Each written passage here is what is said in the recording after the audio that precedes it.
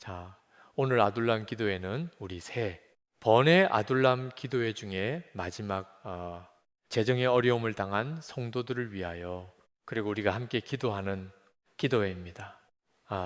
오늘 주시는 성경 본문의 말씀을 먼저 읽겠습니다. 누가복음 6장 13절에서 15절 말씀입니다.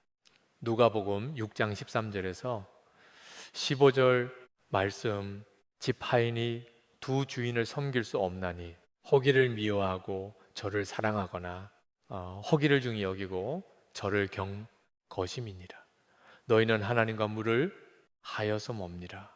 바리새인들은 돈을 좋아하는 자들이라. 이 모든 것을 듣고 비유권을 예수께서 이르시되 너희는 사람 앞에서 스스로 옳다 하는 자들이나 너희 마음을 하나님께서 아시나니 사람 중에 높임을 받는 그것은 하나님 앞에 미움을 받는 것이니라. 아멘. 코로나19로 인해서 재정에 어려움을 겪는 이들과 또 그런 사람들이 꼭 코로나19 때문만은 아닌 것 같습니다. 제가 어려서 살아오면서 또 목회자로서 목회하면서 재정의 문제는 항상 저 자신에게도 문제였고 또 우리 성도들에게도 문제였습니다. 재정의 어려움에 대한 문제가 없었던 때가 있었을까? 제 기억 속에는 한 번도 그런 적이 없었다. 그런 생각이 듭니다. 그러므로 이 재정의 어려움은 어쩌면 우리에게 있어서 아주 특별한 어려움이기보다는 하나님의 어떤 섭리와 관련된 문제가 아닐까 그런 생각이 듭니다. 이따금 하나님은 진짜 축복의 하나님이 맞을까 그런 생각이 들곤 합니다. 왜냐하면 재정의 어려움을 겪는 하나님의 자녀들, 성도들이 너무 많기 때문에 그렇습니다. 하나님이 정말 재정의 복을 주시는 분일까? 오히려 하나님을 믿지 않는 사람들이 훨씬 더 많은 부를 가지고 있는 것을 볼 때 더욱 그런 마음이 듭니다. 그러나 분명히 성경적으로도 그렇고 또 실제적인 우리의 삶에 있어서도 하나님은 축복의 하나님이 맞습니다. 하나님은 우리가 풍요하게 살기를 원하시고 또 그렇게 살게 하실 능력이 있으신 분이십니다. 천지가 다 하나님의 것이니까요. 그런데 하나님은 우리에게 무조건 우리가 하나님의 자녀라고 우리에게 재정적인 부유함을 주시지는 않으시는 것이 분명합니다. 분명히 우리가 우리의 자녀들이 부유하게 경제적으로 넉넉하게 살기를 부모라면 당연히 원하는 것과 똑같이 하나님께서도 우리가 부유하게 살기를 원하시지만 그러나 부유하게 살게 늘 만드시지 않으시고 오히려 재정의 연단을 주시는 때가 훨씬 많습니다. 성경을 읽어 보도 하나님께서 정말 재정적인 복을 주셨던 하나님의 사람들도 다 재정의 연단을 받았음을 알 수 있습니다. 아브라함도 그렇죠. 복의 근원이라고 하지만 아브라함도 오랜 기간 동안 그는 연단을 받았습니다. 다윗도 아주 무서운 연단을 받았습니다. 욥도 그랬지요. 하나님께서 이렇게 재정의 복을 마음껏 부어 주실 수 있으면서도 하나님이 우리에게 오히려 재정에 연단을 주시는 것처럼 느껴지는 이유, 그건 재정에 영적인 문제가 걸려 있기 때문에 그렇습니다. 단순히 우리가 하나님께서 재정을 풍요하게 주시는 하나님이라고만 믿을 수가 없는 요소가 하나 있습니다. 그건 재정과 관련하여 마귀가 역사하는 것 때문에 그렇습니다. 마귀가 재정에 관여합니다. 그래서 하나님께서 우리에게 재정을 마음껏 허락하지 않으시는 겁니다. 잘못하면 우리가 마귀에게 사로잡혀 버리기 때문에 그렇습니다. 재정에 대한 연단, 성경에 나오는 연단 중에 가장 대표적인 경우가 욥이죠. 그죠? 욥은 당대의 가장 큰 부자였다가 그 모든 소유를 하루 아침에 다 잃어버렸습니다. 그런 무서운 재정의 연단을 받았는데 그 배경에는 마귀가 있었습니다. 마귀가 하나님 앞에서 욥을 이렇게 참소합니다. 욥기 1장 9절에 보면 사탄이 여호와께 대답하여 이르되 욥이 어찌 까닭 없이 하나님을 경외하리까. 그러면서 11절에 가서 이제 주위에 손을 펴서 그의 모든 소유물을 치소서. 그리하시면은 틀림없이 주를 향하여 욕하지 않겠나이까. 그러니까 욥에게 당한 이 재정의 무서운 연단은 사실은 그 배경에 마귀의 참소가 있었던 겁니다. 어떤 참소냐면 사람은 하나님이 잘해주시면은 하나님을 믿고 하나님이 잘해주시지 않으시면 하나님 떠납니다. 그게 사람입니다.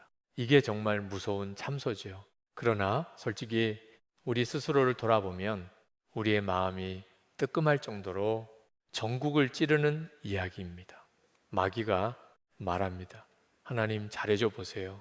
그러면 잘 믿지요. 하나님 찬양도 하고 하나님께 충성도 하지요. 하나님 그 재정을 한번 거둬가 보십시오. 그러면 다 하나님 저주하고 떠나 버립니다. 그러니까 여러분, 나는 신앙생활 잘하려고 했는데 그런데 이상하게 재정의 연단이 온다. 그러면 이제는 명심해야 합니다. 전에는 혹시 몰랐다 하더라도 이제는 상황을, 영적인 어떤 상황이 벌어지는지를 보아야 하는 거예요. 마귀가 너 이래도 하나님을 믿을 거니? 이렇게 말하는 상황입니다. 나는 하나님을 믿고 교회도 열심히 다니고 또 경건하게 살려고 애를 쓰는데 이 세상 마음대로 살고 온갖 죄 다 짓고 사는 사람이 더 경제적으로 더 풍요하고 나는 이렇게 가난에 찌달리고, 그럴 때 우리의 마음에 믿음의 시련이 오는 순간입니다. 이렇게 해도 하나님을 믿을 거냐? 바로 이 점 때문에 하나님께서 우리에게 무조건 재정적인 풍요를 주시지 않으시고 우리에게 재정의 연단이 오는 겁니다. 그래서 우리가 이 재정의 연단을 당할 때 재정의 문제에 있어서 하나님의 인도하심을 반드시 받아야 하는데, 그 하나님의 인도하심이 세 가지가 있습니다. 재정적인 문제로 인해서 여러 가지로 마음의 부딪힘도 있고, 또 지금 그 문제로 인한 어려움을 겪고 있으신 분, 하나님이 지금 이 상황에서 우리를 향한 인도하심이 세 가지가 있습니다. 그 첫 번째는 탐심을 버리라는 겁니다. 탐심은 재정에 있어서 하나님이 우리를 연단하실 가장 중요한 이유입니다. 이 탐심이 바로 마귀의 역사이기 때문에 우리가 재정을 사용할 때 이 돈에는 반드시 영적인 역사가 함께 온다는 것을 알아야 하는데, 지금 여러분에게 마귀가 이 돈 문제를 가지고 역사했는지 안 했는지는 여러분 스스로가 자기를 속을 들여다보면 압니다. 그게 바로 돈에 대한 욕심입니다. 돈에 대한 욕심이 있다면 여러분 마음 안에 마귀가 무섭게 역사하고 있는 이겁니다. 부자가 되고 싶은 사람, 여러분 정직하게 한번 여러분 스스로를 한번 마음을 살펴서 대답해 보세요. 부자가 되고 싶으십니까? 자, 그렇다면 그로 인해서 파멸과 멸망에 빠지게 된다. 디모데전서 6장 9절에 10절에 보면 부자가 되려는 사람은 파멸과 멸망에 빠지게 된다. 그러니까 부자가 되려는 마음 자체가 이제는 영적인 분별을 해야 합니다. 돈을 사랑하는 여러분, 돈 사랑하는 마음이 있습니까? 아마 있으실 겁니다. 예. 근데 이 돈을 사랑하는 것을 전에는, 그죠? 사람이면 다 돈 사랑하는 거지 뭐. 돈 사랑하지 않는 사람 누가 있어? 이렇게만 생각했었다고 한다면 이제는 정확한 영적인 상태를 보여야 됩니다. 돈을 사랑하는 것이 일만의 뿌이라는 거예요. 그러니까 이건 전적으로 마귀가 역사하는 겁니다. 탐심이 뭐냐? 골로새서 3장 5절에 곧 우상 숭배라. 다시 말하면은 마귀를 숭배하는 거라는 겁니다. 자, 이것이 돈과 관련된 영적인 역사이기 때문에 하나님께서 우리가 이 점에 대해서 준비되지 않은 상태에서 우리에게 재물을 마음껏 주실 수가 없는 겁니다. 만약에 마음에 탐심이 있는 사람, 부자 되고 싶은 사람, 돈을 사랑하는 마음이 있는 사람은 재물이 복이 아니고 독인 것입니다. 아브라함의 조카 롯이 소할 땅을 택하여 갔습니다. 그는 마음에 풍요함에 대한 갈망이 있었던 거죠. 그게 바로 탐심인 거죠. 아간이 여리고성이 무너졌을 때 하나님이 그 여리고성에 있는 재물은 다 하나님의 것이니까 누구도 손대지 마라. 그 아간이 그것을 재물을 숨깁니다. 마음의 탐심이 역사하니까. 그리고 아간과 그 집안이 다 죽지요. 엘리사의 종게하시가 나병에 걸리나 나만 장군 절대로 그가 가져온 예물에 손대지 말라고 그렇게 엘리사가 당부했는데도 게하시가 그 나만을 쫓아가서 재물을 탐하지요. 그리고 나만이 가졌던 나병을 고스란히 게하시가 뒤집었습니다. 아나니아와 잡비라, 자기가 땅 팔아 가지고 교회에 헌금했는데 마음에 아까운 마음이 들어서 일부를 감추고 그 땅값 달라고 거짓말한 것 때문에 죽어나갔어요. 그때 베드로가 내 마음에 어찌하여 마귀가 가득하냐 그렇게 이야기를 했습니다. 그러니까 여러분, 재정을 위해서 우리가 하나님께 기도합니다. 하나님, 재정이 어렵습니다. 재정을 빨리 회복시켜 주세요. 하나님 축복의 하나님이시지 않습니까? 라고 기도할 때 우리가 먼저 우리 스스로가 정말 살펴야 하는 것이, 내가 돈을 좋아하고 돈을 사랑하고 부자 되려고 하는 마음, 탐심이 내 속에 있는지를 스스로 살펴야 하는 거예요. 내 속에 마귀가 내 속에 가득한 상태에서 부유해지기만을 원하면 그 사람 완전히 파멸인 거죠. 누가복음 16장 13절에 주님은 이렇게 말씀합니다.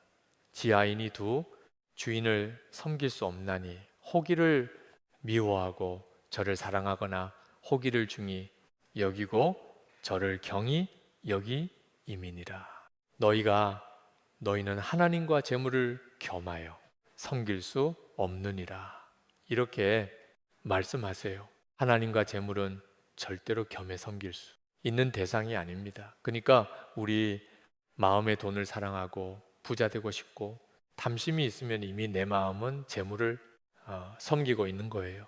자, 이렇게 말씀하시니까 바리새인들이 그 말을 듣고 예수님을 비웃었다 그랬습니다. 그러니까 뭐 콧웃음을 치거나 안색이 벌써 안 좋은 거죠. 그때 성경은 그 바리새인들이 그렇게 하는 이유가 돈을 좋아하는 자들이라 이렇게 표현을 합니다. 그 바리새인들은 하나님의 율법을 철저하게 지키기로 소문난 사람들이에요. 그런데 그 사람들을 돈을 좋아하는 사람들이라고 딱 성경은 아주 딱 단정을 합니다.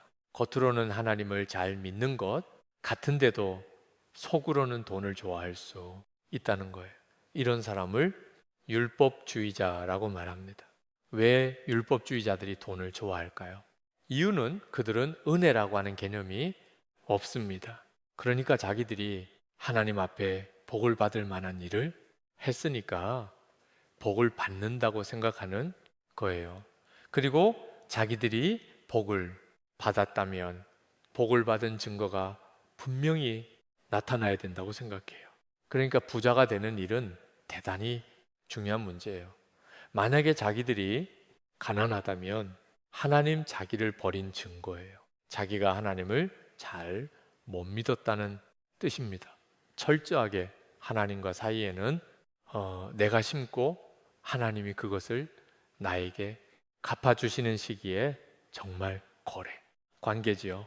그래서 율법주의자들, 바리새인들은 돈에 거의 목숨을 겁니다. 돈이 없다는 것은 하나님의 축복을 잃어버렸다. 하나님이 나를 사랑하지 않으신다. 그런 증거와도 같다고 생각하니까 이게 기가 막히게 하나님도 버리게 돼요. 돈을 붙잡느라고. 그래서 부자 청년이 와서 영생을 구할 때 예수님께서 내 가진 소유를 다 가난한 자에게 나눠주라. 그리고 나를 따르라. 차 영생을 얻을 수 있는 정말 기가 막힌 주님의 초청을 받은 거예요. 그런데 가지고 있는 것을 다 가난한 사람에게 나눠주라고 하니까 그 말로 인하여 마음에 근심하여 떠나갔다. 그랬습니다. 그 영생도 포기하는 거예요. 바로 이 점 때문에 하나님께서 우리에게 재정에 대한 연단을 먼저 주시는 겁니다. 내가 마음의 탐심을 버리게 하시는 거죠. 탐심이 있으면 그러면 재물의 복은 그에게 가장 소중한 것을 빼앗아 가는 거예요. 우리가 마음에 탐심이 가득해지면 그러면 교회가 더 이상 교회가 안 내게 됩니다. 예수님께서 그 점을 정말 마음 아프게 생각하는 거죠. 야고보 사도가 야고보서 2장 2절부터 이렇게 말씀합니다. 만일 너희 회당에 금가락지를 끼고 아름다운 옷을 입은 사람이 들어오고 또 남노한 옷을 입은 가난한 사람이 들어올 때에 너희가 아름다운 옷을 입은 자를 눈여겨보고 말하되 여기 좋은 자리에 앉으소서 하고 가난한 자에게 말하되 너는 거기서 있든지 내 발동상 아래 앉으라 하면 너희끼리 서로 차별하며 악한 생각으로 판단하는 자가 되는 것이 아니냐야. 자, 이것이 바로 그때 당시에 그 교회 공동체 야고보 사도가 당시에 교회 공동체에게 하는 이야기예요. 부자가 들어오면 대접받아요. 우리 교회에 부자가 왔구나. 사람들이 다 좋아해요. 오면 다 장석이 안 쳐요. 가난한 사람이 들어와요. 거들도 보지도 않아요. 저 밑에 가서 있든지 말든지 서 있든지 앉든지 관심도 기울이지 않아요. 그때 당시에 초대교회 해당에 이런 문제가 생겼다는 거예요. 왜 이런 문제가 생긴 거죠? 세상 기준이 성도들의 마음에도 들어온 거예요.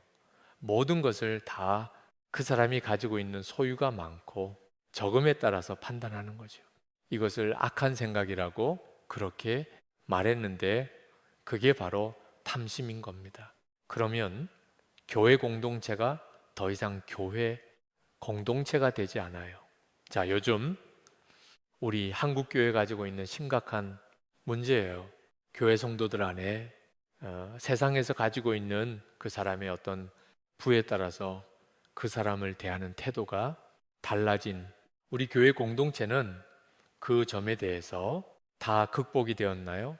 하나님은 어떠실까요? 하나님은 반대로 오히려 가난한 자를 택하신다고 말합니다. 그이어서 야고보서 2장 5절부터 제가 읽어보겠습니다. 내 사랑하는 형제들아 들을지어다. 하나님이 세상에서 가난한 자를 택하사 믿음에 부유하게 하시고 또 자기를 사랑하는 자들에게 약속하신 나라를 상속으로 받게 하지 아니하셨느냐. 너희는 도리어 가난한 자를 없인 여겼도다. 부자는 너희를 억압하며 법정으로 끌고 가지 아니하느냐. 그들을 너희에게 대하여 일컫는 바 그 아름다운 이름을 비방하지 아니하느냐. 하나님은 가난한 자를 택하신다는 거예요. 이건 정말 우리에게 너무너무 중요합니다. 단순히 우리가 돈 때문에 걱정하고 가난 때문에 힘들다 이런 정도의 문제가 아닙니다. 우리가 우리 자신이 진짜 구원받은 하나님의 자녀, 구원받은 그 영혼인가? 우리 교회가 정말 예수님이 내 교회다. 천국 공동체라고 할 수 있는 그런 교회 인가 아닌가 결정 나는 거예요. 탐심은요, 정말 무서운 마귀의 역사입니다. 요한계시록에서 예수님은 아주 가난했던 서원화 교회를 부유하다고 말했습니다. 요한계시록 2장 9절에 내가 내 환난과 궁핍을 알거니와 실상은 내가 부유한 자니라. 보는 눈이 완전히 다른 거예요. 세상적인 기준으로 보는 거하고 하나님이 보시는 기준으로 보는 게 완전히 달라 보인다는 겁니다. 우리는 세상에서 돈 많은 사람, 당연히 그냥 돈 많은 것처럼 보이죠. 하나님의 라오디게아 교회 부자였던 교회, 이렇게 말씀합니다. 요한계시록 3장 17절에 내가 말하기를 나는 부자라 부유하여 부족한 것이 없다. 하나, 내 공고한 것과 가련한 것과 가난한 것과 눈먼 것과 벌거벗은 것을 알지 못하는도다. 그 라오디게 교회는 대단히 부자 교회였는데 주님은 내 가난한 것을 내가 알지 못하는도다. 그러니까 우리가 이젠 알아야 합니다. 우리가 세상의 눈으로, 인간의 눈으로, 사람의 눈으로 보는 거하고 우리 하나님이 보시는 눈이 완전히 다르다는 거예요. 우리가 어디 호텔에 가든지 또는 어디 상점에 가든지 또는 어떤 마트에 가든지 백화점에 가든지 돈 많은 사람은 돈 많은 대접을 받아요. 돈 많은 사람에게 더 많은 혜택을 주지요. 그 사람이 더 소비를 많이 하니까 대우받는 거죠. 세상은 돈 많은 사람을 대우하는 거예요. 그걸 조금이라도 죄라고 합니다. 악하다고 생각하지 않아요. 당연한 거죠. 돈 없는 사람은 돈 없는 대로 대우 못 받는 거죠. 그 세상이 그런 거죠. 교회는 달라야 한다는 거예요. 교회도 마치 세상하고 똑같아져 버리면 이건 정말 무섭다는 거예요. 그런 점에서 우리 자신 안에 과연 세상적인 기준으로 돈 많은 사람, 가난한 사람을 보는 그 기준이 내 속에는 완전히 바뀌었나? 탐심이 내 속에 있나? 돈을 좋아하고 돈을 사랑하는 거. 부자 되고 싶은 마음이 내 속에 여전히 남아있느냐? 이제는 없어졌느냐? 여기에 따라 달라지는 거예요. 우리가 하나님의 말씀대로 살면서 세상에서 부유하게 살지는 못했다. 그러면 정말 잘 된 거예요. 이건 진짜 잘 된 거예요. 내가 하나님의 말씀대로 살기 위해서 세상에서는 부유하지 못한 거, 그 사람은 하나님의 나라에서 받을 상이 크니까 우리가 세상에서 하나님의 말씀대로 살았는데 세상에서 아주 부유하게 복을 받았어요. 그것도 잘된 일이죠. 그걸 나쁘다고 말할 수는 없는 거죠. 그러나 한 가지 기억해야 될 것은 하나님 앞에 갔을 때 받을 상이 없을 수도 있어요. 왜? 하나님 말씀대로 살았던 것에 대한 상을 세상에서 다 받았으니까 아주 짧게 사는 100년도 못 사는 세상에서 받아버렸어요. 상을 하나님 앞에 갔을 때 더 받을 수 없을 수도 있어요. 하나님의 말씀대로 살지 못했어요. 왜? 이 땅에서 부유하게 살고 싶어서 이건 진짜 끔찍한 일인 거. 이건 정말 옳고 통고할 일인 겁니다. 여러분이 그 점에 대해서 명확해야 비로소 하나님은 여러분에게 재정적인 일을 맡길 수가 있는 거예요. 결국은 탐심이 하나님이 나를 마음껏 재정적인 복을 주실 수 없도록 막는 역할을 하고 있는 겁니다. 미국의 유명한 척 스미스 목사님의 일화입니다. 그분이 처음 교회를 개척하시고 그 예배당을 하나 마련하고 싶었는데 개척교회 당시니까 참 어려웠죠. 근데 그 주변에 꼭 이제 소유하고 싶은 땅이 하나 생겼습니다. 그래서 저 땅에 예배당을 지으면 좋겠다. 그런데 그 땅이 이제 매물로 나왔는데 어느 부자가 그 척수미소 목사님에게 와서 자기가 100만 불을 헌금을 할 테니까 목사님 이것을 계약금으로 해서 그 땅을 구입하십시오. 그렇게 제안을 해온 거예요. 그 척수미스 목사님 당시 때 100만 불이면 엄청난 돈입니다. 뭐 지금도 큰 돈이긴 합니다만, 근데 척수 목사님이 그때 무슨 생각이 들었냐면, 내가 이 땅을 하나님께 달라고 기도하지 않았다는 거예요. 그 매물이 나온 거 소식은 들었는데 하나님이 이 땅을 우리에게 주십시오. 그렇게 기도를 하지 않고 그 부자가 그런 엄청난 제안을 해온 겁니다. 그래서 잠깐만 우리 하나님께 기도한 다음에 제가 답을 드리겠습니다. 그렇게 이야기를 했어요. 그리고 하나님께 기도를 했습니다. 근데 하나님께 기도하는데 자꾸 마음에 그 부자가 헌금하겠다고 하는 것을 받으면 안 된다, 그런 생각이 자꾸 들더들요. 왜냐하면 이게 진짜 하나님이 역사하신 걸까? 아니면 그 부자가 개인적으로 그저 호의를 가지고 한 일에 불과한 걸까? 그런 문제 때문에 자꾸 마음이 시달림이 된 겁니다. 만약에 매물이 나왔는데 하나님께 기도를 했어요. 하나님이 땅을 우리가 소유하고 싶습니다. 우리에게 이 땅을 소유할 길을 열어주세요. 그랬는데 그 부자가 만약에 100만 불을 헌금하겠다 그러면 진짜 응답인 거죠.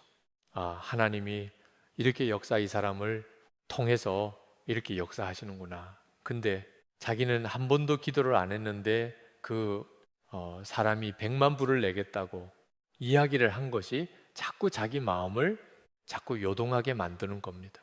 내가 이 부자를 더 의지하게 하는 거 아닌가? 하나님보다. 이거는 굉장히 위험한데. 그래서 그 부자에게 거절합니다. 저는 그 돈을 받을 수가 없습니다. 하나님이 허락하심이 없는 것 같습니다. 제가 그 일화를 읽을 때가 제가 신학교를 졸업하고 이제 막 목회를 시작할 때였어요.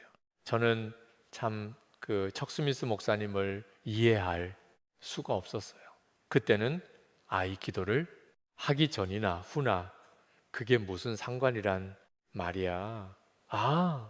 그렇게 큰 돈을 헌금해서 그 땅을 살 수 있게 되는 것은 그건 하나님의 역사지. 그렇게 믿으면 되지. 근데 지금 좀 와서 가만히 그때 일을 생각하니까 척수미소 목사님이 이해가 돼요. 그분이 뭐 때문에 그걸 그렇게 주저했는지. 이 돈에는 마귀적인 힘이 있습니다. 돈을 의지하고 사람을 의지할 수 있게끔 우리를 이렇게 사로잡는 힘이 있는 거예요. 척소미소 목사님 자기도 모르게 그런 어떤 영적인 역사를 느끼게 된 거죠. 기도를 하고 응답받은 게 아니고 먼저 돈부터 생긴 거예요. 그게 척수 목사님을 긴장하게 만든 거예요. 대단히 위험하다. 이건 대단히 위험한 거야. 그걸 포기하고 난 다음에 정말 참 놀라게 하나님께서 빛 하나 안고 결국 그 땅을 소유하게 만들고 거기에 이제 예배당을 짓게 되죠. 지금 좀 와서 보니까 탐심이라는 게 목사의 마음에도 무섭게 역사하는구나. 여러분, 절대로 이것을 작게 생각하면 안 됩니다. 우리가 재정적인 어려움을 겪는다 하는 문제보다 더 심각한 문제는 이 돈 때문에 영혼을 팔아버리는 완전히 마귀종이 되는 일이, 그게 훨씬 더 무서운 거예요. 야고보 사도는 여러 가지 시험을 만나거든. 온전히 기쁘게 여기라, 그런 말씀하셨어요. 야고보서에. 그런데 야고보서 5장에 가서는 들으라 부자들아, 너에게 임할 고생으로 말미암아 울고 통곡하라. 여러 가지 시험을 만날 때는 온전히 기쁘게 여기라. 그러더니 부유한 자들에게는 울고 통곡하라고 이야기를. 세상에 이게 뒤집어져도 한참 뒤집어진 거죠. 여러 가지 시험을 만난 사람은 울고 통곡해야 되고 부자들은 온전히 기쁘게 여겨야 되는 거 아닙니까? 근데 완전히 뒤집어 놓고 이야기를 하는 거예요. 탐심이 있는 자가 부유함을 얻게 됐을 때 그 영혼이 궁극적으로 처해질 그 상황이 너무 두렵기 때문입니다. 야고보서 5장 2절 3절에 너희 재물은 썩었고 너희 옷은 젖먹었으며 너희 금과 은은 녹이 썼으니 녹이 너희에게 증거가 되며 불같이 너희 살을 먹으리라. 너희가 말세에 재물을 쌓았도다. 돈을 많이 모아두는 게 절대로 복이 아닙니다. 이제 그 뒤에 하나님의 인도하심이 또 이 문제와 관련해서 나오니까 그때 그 문제를 더 말씀을 드리죠. 우리가 돈에 대한 이 탐심, 욕심이 없어졌는지는 하나님이 우리를 어떻게 쓰실지에 대한 대단히 중요한 테스트 과제예요. 제가 부산에서 목회할 때 가까이에 일신 기독병원이라고 있었습니다. 그 일신 기독병원은 호주 선교사님들이 세우신 병원이에요.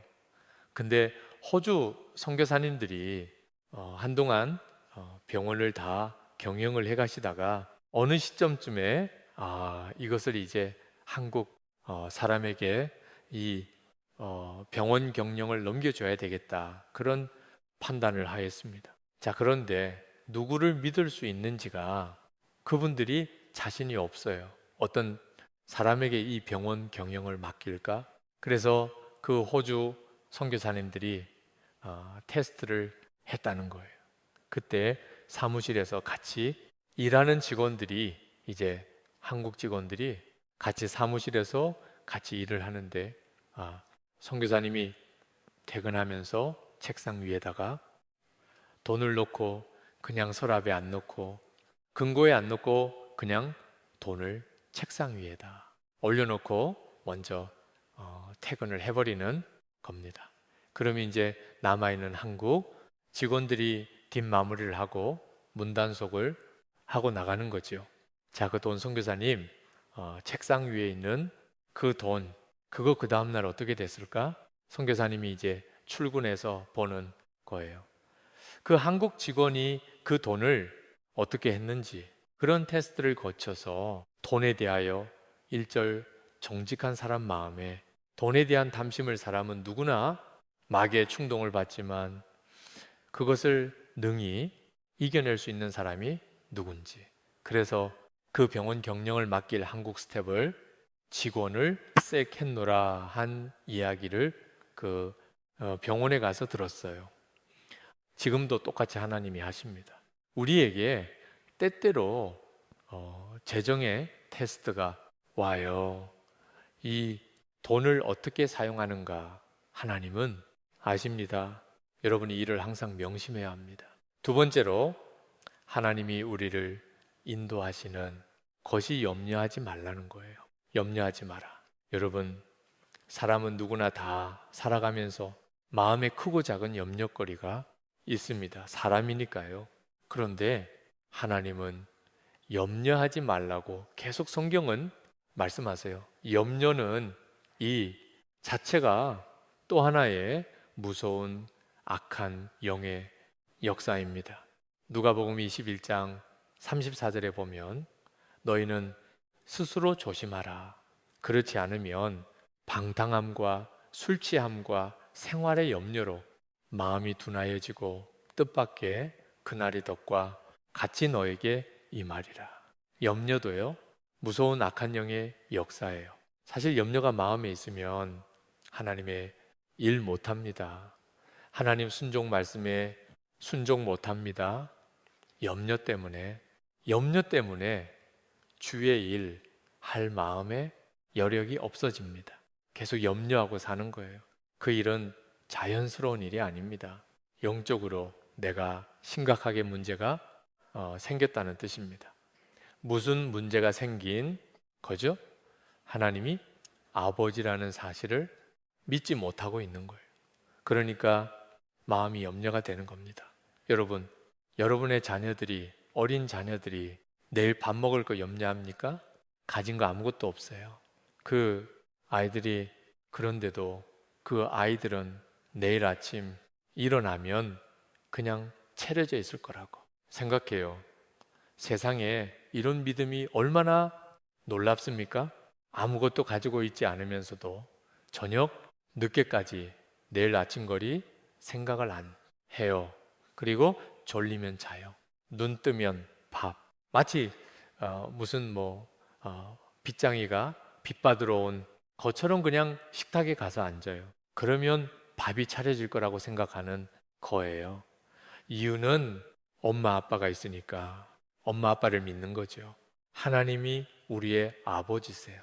우리가 예수 믿고 구원받은 영혼이에요. 가장 놀라운 복이 하나님이 아버지세요. 그렇다면 당연히 우리도 어린아이처럼 더 이상 이제는 먹고 입고 사는 거에 대한 염려가 없는 거죠. 예수님이 그렇게 말씀하셨어요. 하나님 아버지가 우리를 먹이고 살리지 않겠느냐? 무엇을 먹을까 이럴까? 염려하지 마라. 하나님의 나라를 위해서 먼저 기도해라. 그렇게 말씀하셨지 않습니까? 우리가 하나님이 아버지이신데 그렇게 믿으면서도 계속해서 돈돈하고 염려하는 것을 정말 조심해야 돼요. 우리 자신도 영혼이 망가지는 거지만 자녀들을 생각해야 돼요. 예수님 잘 믿는다고 하는 부모를 보면서 계속 입으로는 염려하고 돈 걱정하는 것. 아이들이 어떻게 해석해야 되나요? 아이들에게 하나님 믿어도 소용없다고 아주 웅변하는 거와 똑같아요. 그렇게 교회 열심히 다니고 하나님을 아버지라고 부르고 그렇게 믿으면서도 계속 먹고 입고 사는 걱정하고 산다면 자녀들에게 더 이상 예수 믿을 필요가 없다. 예수 믿어봐도 실제로 아무 도움 다 그렇게 말하는 거랑 똑같다니까요. 남이 이야기할 것도 아니지요. 저희 딸이 중학교 들어갔을 때 학교에서 선생님이 면접을 했대요. 그러면서 물었대요. 너 기도 제목 한 3가지가 있으면 말해봐라. 이 기도 제목들을 서로 내는 시간이었나 봅니다. 제일 첫 번째 기도 제목이 뭔가? 우리 교회 빚 다 갚아주세요. 참 담임 목사 딸 다치요. 제가 이 교회 부임해 와서 교회 엄청난 재정적인 부채 때문에 건축비 부채 상황 때문에 참 힘들고 어려웠던 때였습니다. 제가 그 이야기를 그 선생님으로부터 전해 듣고 마음이 참 아프더라고. 어떻게 해서든지 하여튼 결국은 저희 딸의 마음속에 한없는 돈 걱정을 심어준 그 중학교 들어간 아이의 3가지 기도 제목 중에 첫 번째가 교회 부채를 갚아 달라. 우리도 모르는 사이에 우리는 우리 주변에 영적인 영향력을 끼쳐요. 염려는요, 정말 무서운 영향력입니다. 바울은 부한데도 처할 줄 알고 비난데도 처할 줄 아는 일체의 비결을 배웠다 그랬습니다. 빌립보서 4장 12절에 나는 비천에 처할 줄도 알고 풍부에 처할 줄도 알아. 모든 일 곧 배부름과 배고픔과 풍부와 궁핍에도 처할 줄 아는 일체의 비결을 배웠노라. 자, 기가 막힌 거죠. 이것이 바로 예수를 믿는 사람의 고백이에요. 가난해도 좋아. 부자가 되어도 나는 실족하지 않아. 왜? 어떻게 사는지 다 나는 사는 법을 배웠으니까. 근데 그 비결이 뭘까요? 그 비결이 13절 말씀에 보니까 능력 주시는 자 안에서 모든 것을 할 수 있느니라. 그러니까 예수님 안에 거하는 것 때문에 가난해도 상관없고 부유함이 와도 자기는 그 점 때문에 마음의 시험이 없다는 거예요. 이것이 바로 우리가 예수님을 진짜 믿게 될 때 우리 안에 일어나는 역사예요. 여러분이 정말 돈보다도 더 큰 주님이 진짜 믿어져서 마음속에 더 이상 염려가 사라졌는지 여러분 자신을 한번 돌아봐야 됩니다. 저도 가족을 먹이고 입힐 방법이 없어서 정말 3개월 동안 하나님 앞에 전심으로 기도만 해야 될 그런 때도 있었어요. 제가 1년 동안 교회에서 건축비 헌금을 해야 되니까 생활비 다 헌금 작정하고 생활비 없이 1년 동안을 살아본 적도 있습니다. 이 교회에 와서 건축비 엄청난 부채를 지고 이걸 도대체 어떻게 감당하나 마음의 그 눌림 때문에 심장에 쇼크가 왔던 일도 경험했던 적이 있어요. 그런 재정적인 어떤 무서운 어떤 염려가 다가올 때 그때마다 이길 수 있었던 길은 나는 죽었습니다. 그 고백이었어요. 십자가에서 예수님과 함께 우리가 십자가에 함께 죽었고 이제는 예수님의 생명으로 살게 되었다. 로마서 6장 3절 4절에 그 복음 갈라디아서 2장 20절에 그 복음을 그대로 살아내지 않으면 염려를 이길 수 있는 길이 없었어요. 그리고 지금 여기에 와 있는 거예요. 하나님은 우리를 반드시 염려하지 않고 사는 훈련을 하게 하시는데 주님을 바라보는 눈을 분명히 뜨게 하실 때 그렇게 됩니다. 강화도에 있는 어느 교회가 필리핀 선교를 갔을 때예요. 근데 필리핀에 도착을 해서 숙소에 들어갔는데 충격적인 이야기가 들린 거예요. 재정을 맡은 회계 담당하시는 집사님이 돈을 잃어버렸다는 거예요. 그 선교 여정 동안에 모든 재정을 그 집사님이 다 가지고 있는데 그 돈을 넣은 봉투가 없어진 거예요. 분명히 돈을 가지고 비행기를 탔고 그리고 비행기에서 내려서 입국을 했고 그리고 택시를 타고 숙소에 왔는데 거기서 가방을 열어보니까 돈 봉투가 없는 겁니다. 다들 멘붕 상태에 빠졌던 어떻게 우리가 이 여정을 감당하며 또 우리가 어떻게 생활도 하며 그래서 다들 모여서 심각하게 논의를 하고 비상금 있는 거 다 꺼내라고. 그래서 다들 가지고 있는 비상금 선교 여행을 오긴 왔지만 그래도 외국을 나온 거니까 혹시라도 이것저것 쓸 거 있지 않을까 혹시 살 것도 있지 않을까 생각해서 모아둔 거 다 꺼내놓을 수밖에 없었어요. 그래 가지고 그 비상금 다 모아가지고 선교 여정은 이제 겨우 감당을 했습니다.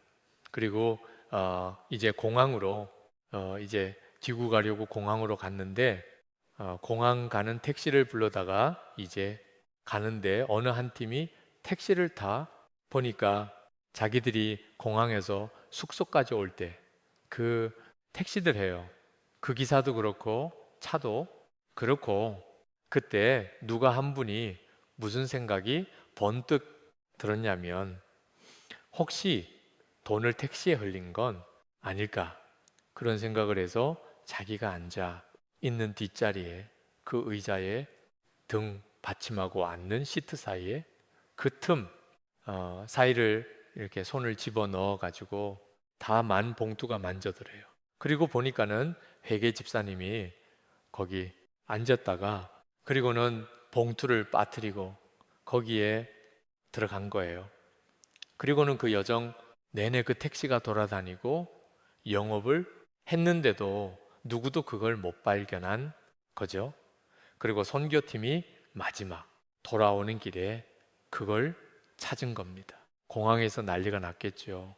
돈 찾은 것도 참 기가 막히고 그 과정도 기가 막히고 무엇보다도 돈 하나도 없이 그 선교정 다 마치고 이제는 선교의 통째로 다 다시 되찾은 거예요. 그래서 그 선교사님 학교 설립하는 과정에 필요한 재정으로 마지막 헌금 다 드리고 어차피 그 돈은 선교비를 쓰려고 가져온 거니까 그리고는 돌아왔었노라고 그러면서 이제 비행기 타고 오면서 선교팀 안에 이제 정말 간증이 막 풍성해진 겁니다.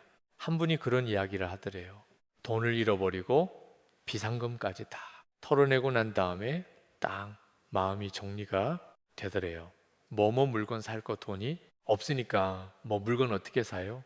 쇼핑할 생각. 돈이 없는데 어든 쇼핑을 해요.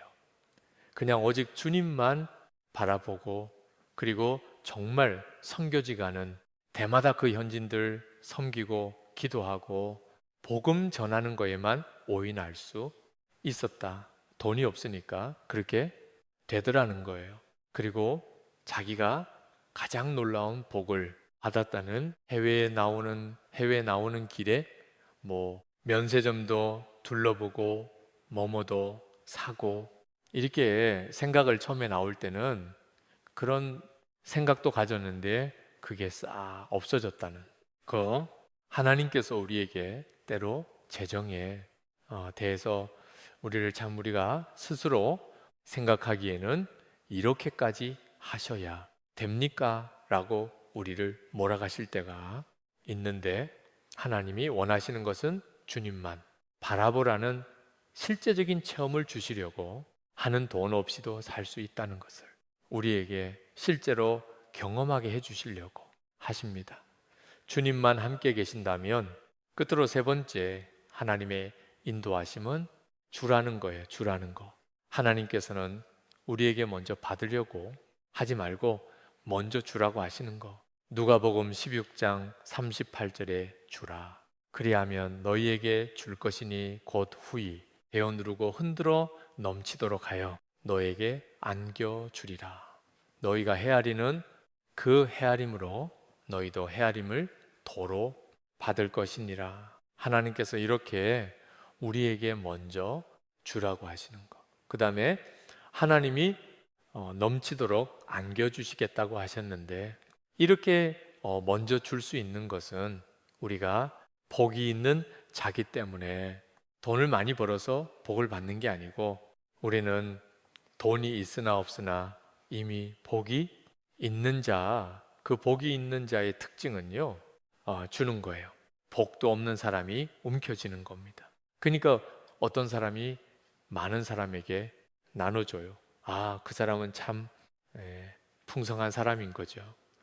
어떤 사람은 많이 가지고 있는 것 같은데도 계속 움켜줘요. 참 불쌍한 사람인 거죠. 영적으로 우리가 하나님의 자녀가 되었다면 당연히 우리는 정말 복 있는 자지요. 그러니까 우리는 주는 자의 복을 받았다는 거예요. 이 점을 항상 명심하라는 겁니다. 그리고 그 복은이 세상에 쌓여져 있는 게 아니고 하늘에 쌓여져 있는 거라는 겁니다.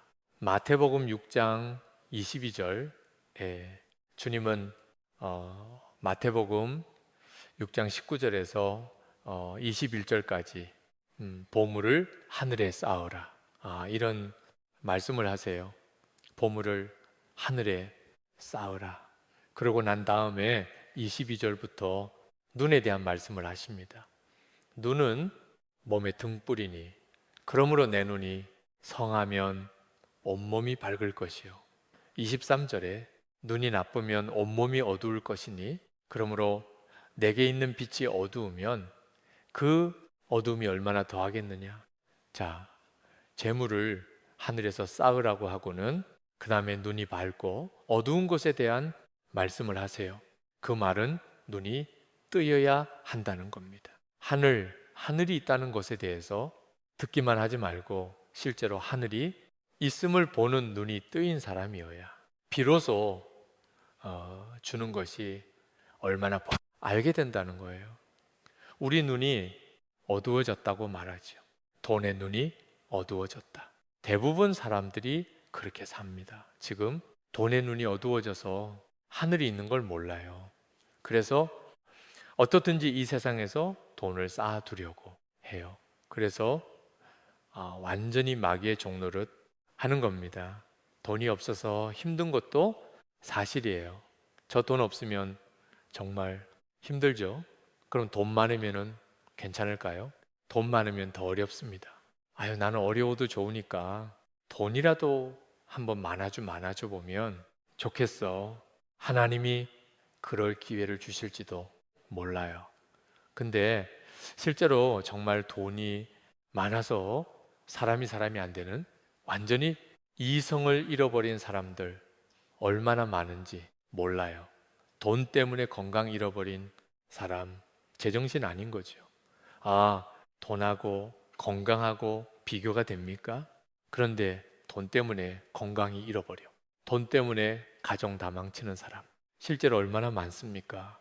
돈 때문에 친구 잃어버려요. 돈 때문에 믿음 잃어버려요. 돈 때문에 영생 잃어버려요.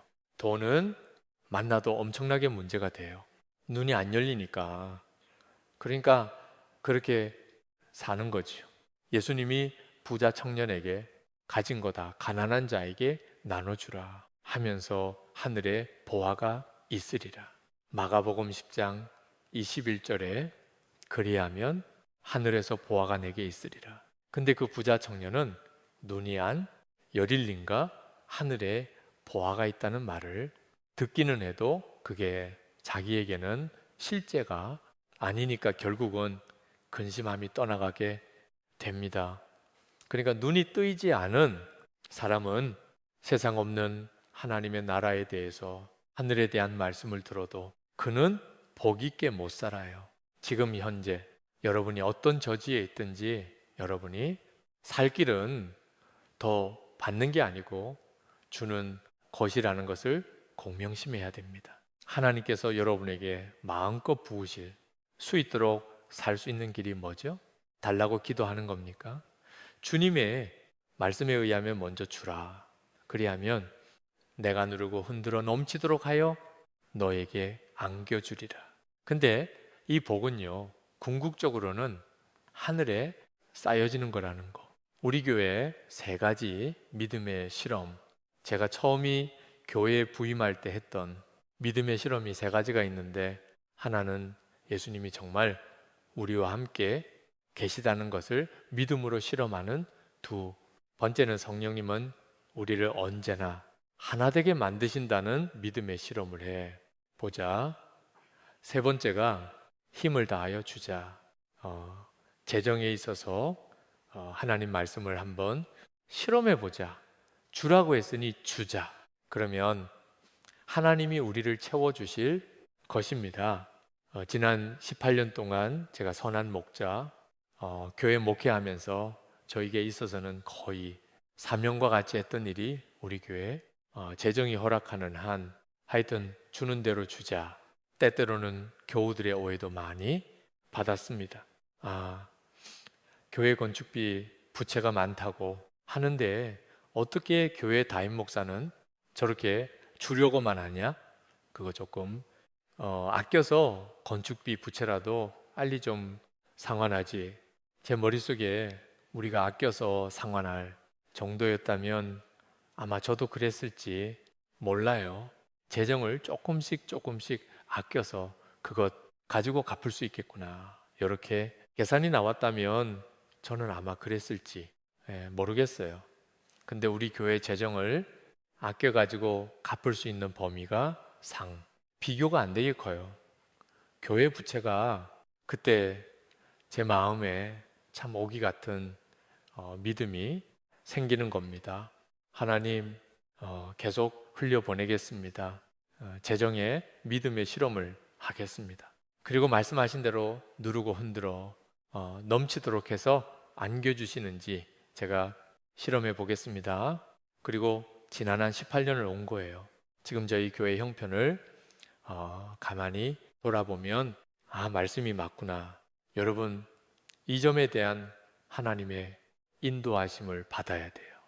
2020년 아마 역사에 남을 어려운 해입니다. 그런데 올해 우리 교회 재정이 아주 특별한 현상이 하나 생긴 것이 제가 이 교회에 부임해 온 일에 가장 많이 도움해요. 외부로 우리 교회 재정이 흘러나간 것이 예년과 비교가 안 되게 엄청나게 많아요.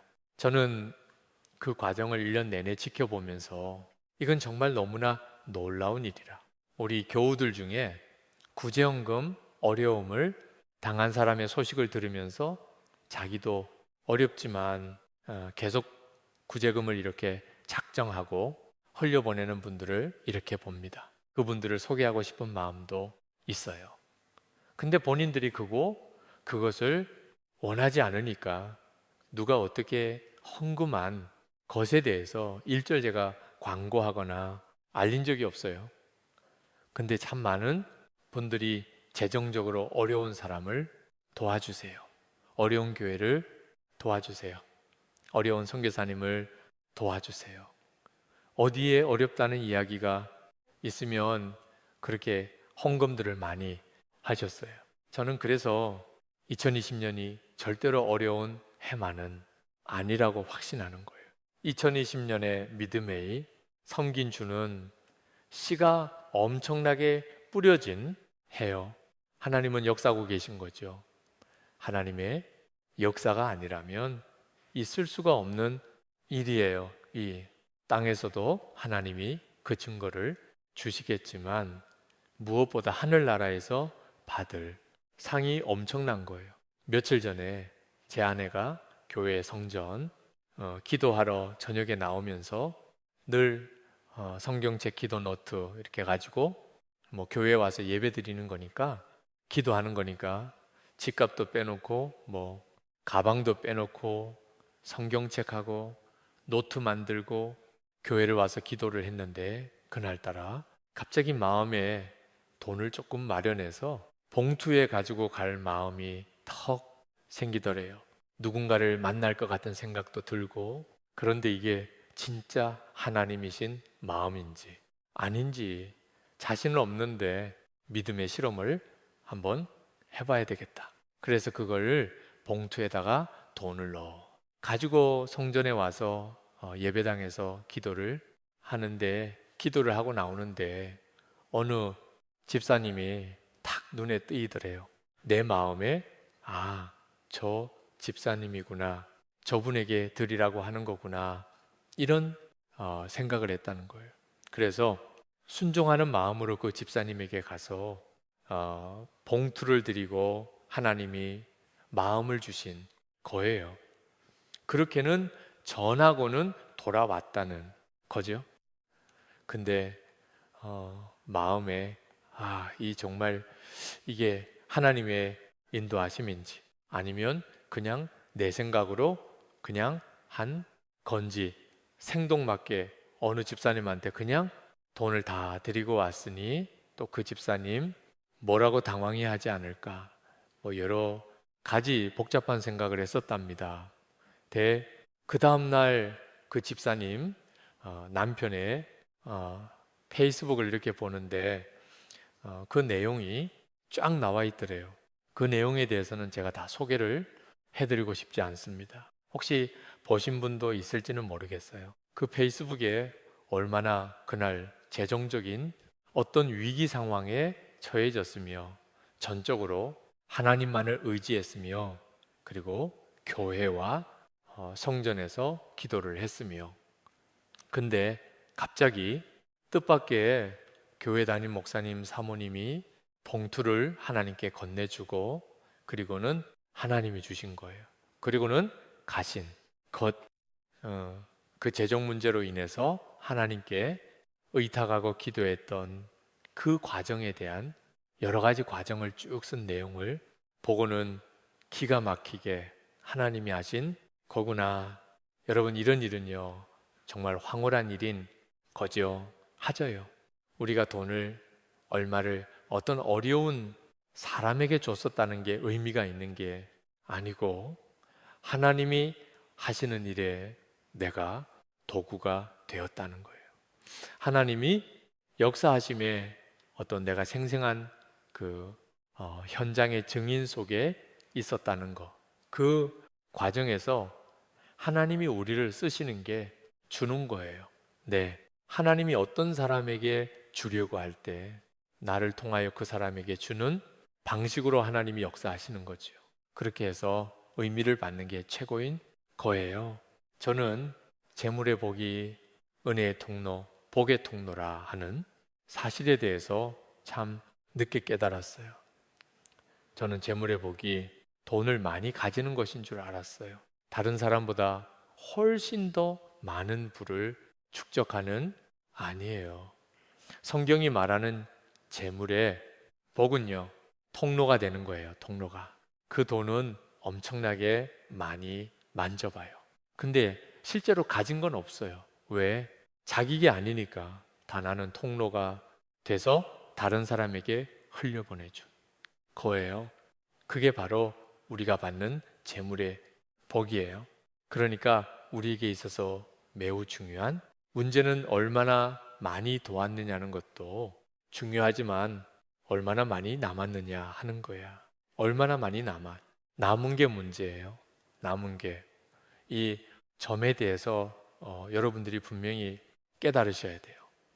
그러면 하나님이 여러분들을 정말 마음껏 쓰시기 시작해요. 그렇게 쓸 수 있는 사람이 적은 거예요. 지금 현재 내 처지가 어려운 처지라도 통로 역할을 얼마든지 할 수 있어요. 정말 빵 하나 자서 다른 사람에게, 없는 사람에게 나눠줄 수 있는 거죠. 누구에게도 줄 수 없을 만큼 아무것도 가지고 있지 않은 사람은 없어요. 또 누구로부터 도움을 받을 필요도 없을 만큼 완벽하게 다 가진 사람도 없어요. 우리가 하나님 앞에 정말 믿고 기도해야 될 축복은요, 하나님 나를 통로로 써주세요. 하나님으로도 부어지는 은혜가 나를 통하여 주변에 있는 어려운 사람들, 많은 사람에게 흘러가게 해주세요.